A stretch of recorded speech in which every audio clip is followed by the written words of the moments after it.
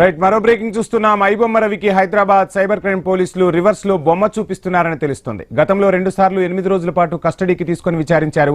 ఆ సమయంలో రవి ఏది అడిగినా చెప్పకుండా సమాధానాలు దాటవేశాడని తెలుస్తోంది. ఇప్పుడు cyber crime cyber security bureau technical team Ravi laptop ఫోన్లోని డేటాను రిట్రీవ్ చేసింది. రవికి ఉన్న నెట్వర్క్, బెట్టింగ్ యాప్ సమాచారం, యాడ్ ఏజెన్సీల నుంచి వచ్చిన డబ్బు, బ్యాంకు లావాదేవీలను సేకరించింది. 10 దేశాల్లో నెట్వర్క్ ఉన్నట్లు గుర్తించింది.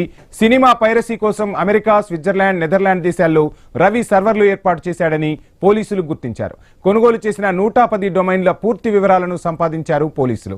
2 నెలలకు ఒక దేశం వెళ్లి అక్కడ తన టీం సభ్యులతో రవి సమావేశం నిర్వహించేవాడని విచారణలో తేటతెల్లమైంది. అప్పుడప్పుడు హైదరాబాద్కు వచ్చి కూకట్పల్లిలోని ఇంట్లో ఉండేవాడని గుర్తించారు. తాజాగా మరోసారి రవిని విచారిస్తున్న పోలీసులు ఆ వివరాలన్నీ అతడి ముందుంచి ప్రశ్నించారని సమాచారం. ఐబొమ్మ పోస్టర్ డిజైన్ చేసిన రవి స్నేహితుడు నిఖిల్ ను పోలీసులు విచారించారని తెలుస్తోంది.